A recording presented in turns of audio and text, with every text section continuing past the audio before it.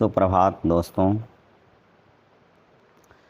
कल तक हमने सुना कि जब युधिष्ठिर का कर्ण से सामना हुआ तो कर्ण ने युधिष्ठिर को परास्त करने के बाद माता कुंती को दिए गए अपने वचन का ख्याल करते हुए युधिष्ठिर को अपमानित करके जाने दिया और अर्जुन को ढूंढने के लिए दूसरी तरफ के असंख्य योद्धाओं का नरसंहार करने लगा। तभी अर्जुन का रथ उसकी तरफ आता है तो कर्ण सबकी तरफ से हटकर अर्जुन की तरफ ही आगे बढ़ जाता है, अपने रथ को बढ़ाता है। तब अर्जुन उसकी तरफ से अपना रथ हटाकर भगवान को राजा युधिष्ठिर को देखने के लिए शिविर पर चलने के लिए कहते हैं। राजा युधिष्ठिर शरीर से घायल तो थे ही, मन से भी कर्ण की कड़वी बातों को कारण घायल ही थे। और जब अर्जुन और श्री कृष्ण युधिष्ठिर के पास आए, अपने सामने देखा उनको, तो समझे कि कर्ण को मारकर ये दोनों यहाँ आए होंगे, तो वे दोनों का सत्कार करते हैं और अपने मन की जो व्यथा थी, जो कर्ण ने उनको अपने कड़वे वचनों से घायल किया, अपमानित किया था, वह सब कहने लगे। पर जब अर्जुन ने कहा कि मैंने कर्ण को नहीं मारा, तो आश्चर्य में पड़ गए और पूछने लगे, अर्जुन को कर्ण को तूने मारा नहीं, तो यहाँ क्या करने आया? कर्ण तो भीम आदि को मार चुका होगा अब तक, जिस तरह आज इसका पराक्रम है। तूने प्रतिज्ञा करी थी कि आज कर्ण को मार डालूंगा और तू अपनी प्रतिज्ञा छोड़ करके भाग कर चले आया। कर्ण को मारना तेरे जिम्मे रखा था। अगर मैं ऐसा जानता कि तू कर्ण को नहीं मारेगा, तो जब मेरे बाणों से कर्ण घायल हो गया था, बेहोश हो गया था, मैं उसको मार डालता। कम से कम मेरा ये तेरा प्रण का ख्याल रखकर मैंने उसको छोड़ दिया। मैं अगर उसको मार देता तो कम से कम मेरा इतना अपमान तो न होता। और इस तरह कड़ी भर्त्सना अर्जुन की राजा युधिष्ठिर ने करी और कह दिया कि यह छोड़ दे अपने यह गांडी धनुष, किसी और को दे दे। जब ऐसी शत्रु को छोड़कर चले आना है तो हमारी जीत कैसे होगी? हमारे सेना जैसे मरे वैसे मरने दे, क्या फ़ायदा इस सब का? जब हमें अपना काम ही पूरा नहीं करना है तो दूसरों से क्या उम्मीद लगाएं? तो कहते हैं गांडी दूसरे को दे दो जो तुम से अधिक श्रेष्ठ हो। ऐसा सुनकर अर्जुन क्रोध में कांप उठा और उसने तलवार खींच ली। तब सबके मन की बात को जानने वाले भगवान श्री कृष्ण ने अर्जुन का हाथ पकड़ा, थामा। और बड़ी तलवार तूने किस लिए निकाली भाई? यहाँ कौन तेरा दुश्मन है? किसको मारना चाहता है? अरे मारना तो धृतराष्ट्र के पुत्रों को है, उनको मारने के लिए भीम तो काल बना हुआ ही है। तुम तो यहाँ युधिष्ठिर को देखने आए थे कि वह सकुशल हैं कि नहीं। तुमने देख लिया कि वह सकुशल हैं, अपनी आँखों से उनकी कुशलता देख ली। अब तुम्हारे हर्ष की बात है और तुम यहाँ तलवार निकाल रहे हो।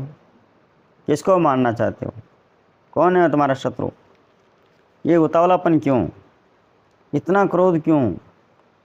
तब अर्जुन फुफकारते हुए राजा युधिष्ठिर की तरफ देखते हुए बोले, अनंत पराक्रमी गोविंद, जो मुझसे यह कह दे कि तुम अपना गांडीव धनुष किसी और को दे दो जो तुमसे श्रेष्ठ हो, मैं उसका सिर काट लूँगा।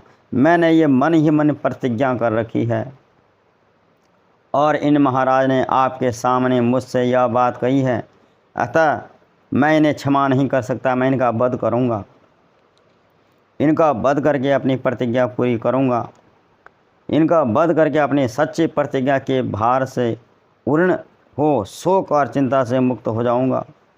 अतः मैं आपसे पूछता हूँ, मुझे आज्ञा दो, मैं क्या करूँ? जैसा आप कहेंगे मैं वैसा करूँगा। अर्जुन की ये बात अच्छी लगी कि इतना क्रोध होने पर भी भगवान से आज्ञा मांगते हैं। तब भगवान बोले, अरे धिक्कार है तेरे लिए धिक्कार है, दोबारा ऐसी बात मत बोलना। मुझे लगता है कि तुमने वृद्ध पुरुषों की सेवा नहीं की है, इसीलिए तुम्हें इतना क्रोध हो आया है।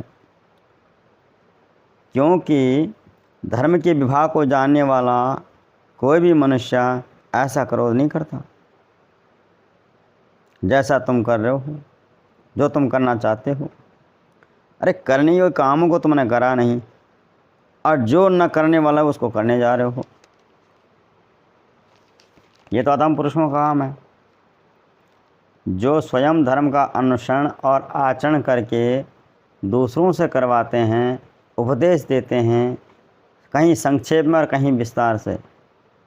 उन गुरुजनों का इस विषय में क्या निर्णय है, इससे तुम नहीं जानते। और जो इस निर्णय को जानता है, जो इस निर्णय को नहीं जानता है, वह कर्तव्य और अकर्तव्य के विषय में तुम्हारी तरह असमर्थ, विवेक शून्य और मोहित हो जाता है। कर्तव्य और अकर्तव्य का ज्ञान ऐसे नहीं हो जाता, इसके लिए शास्त्रों को जानना पड़ता है। शास्त्रों से इनका ज्ञान होता है जो तुम्हें नहीं है। तुमने अज्ञानवश अपने को धर्मज्ञ मानकर धर्म की रक्षा करने चले हो। अरे प्राणी हिंसा भी तो पाप ही है। धर्म क्या है? मेरी समझ में प्राणियों की हिंसा न करना ही सबसे श्रेष्ठ धर्म है। किसी की प्राण रक्षा के लिए झूठ बोलना पड़े तो बोलो, पर उसके प्राणों की रक्षा करो, उसके प्राणों का रक्षा का उद्देश्य हो। और तुम गंवार मनुष्यों की तरह अपने धर्मज्ञ भाई का वध करने पर उतारो हुए हो।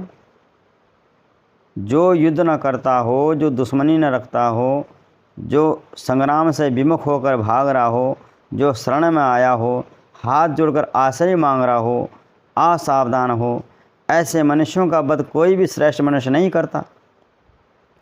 और ये सब राजा युधिष्ठिर में है। वे संग्राम से विमुख हैं, अभी तुम्हारे शत्रु भी नहीं हैं। अरे तुमने नासमझी में बच्चे की तरह पहले कोई प्रतिज्ञा कर ली, तो फिर ये अधर्मित कार्य करोगे। धर्म क्या है? बड़े बूढ़े भीष्म, युधिष्ठिर, विदुर और तुम्हारी माँ कुंती, इनकी दृष्टि में धर्म क्या है, उसका तत्व मैं तुम्हें सुनाता हूँ, ध्यान देकर सुनो।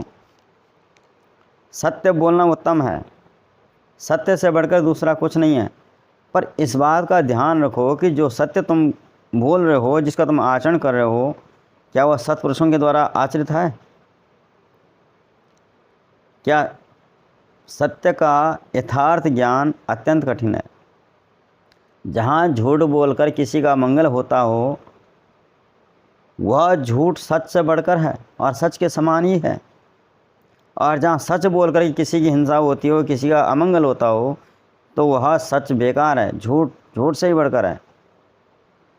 अर्जुन, विवाह काल में स्त्री के प्रसंग के समय, किसी प्राणी की रक्षा के समय, और जब सर्वस्व हरण हो रहा हो उस समय, या ब्राह्मण की भलाई के लिए, इन 5 जगह पर झूठ बोलना पड़े तो कोई पाप नहीं लगता। किसी को भलाई में ध्यान रखकर किसी के प्राणों की रक्षा के लिए झूठ बोलना पड़े तो बोलो, इससे कोई पाप नहीं लगता। पर ध्यान रखना कि इसमें अपना कोई निजी स्वार्थ ना हो। दोस्तों, इसी प्रकरण में भगवान आगे कुछ कथा सुनाते हैं, वह हम कल सुनेंगे। सुनने के लिए धन्यवाद। ये आपको अच्छा लगता या नहीं ये आपके ऊपर है, पर मुझे सुकून मिलता है और मेरी बार बार पढ़ने की जो इच्छा होती है वह रुक जाती है। यह सब बोलने से, लिखने से, इसको अपलोड करने से, इससे क्या होता है, उससे मेरा समय बच जाता है।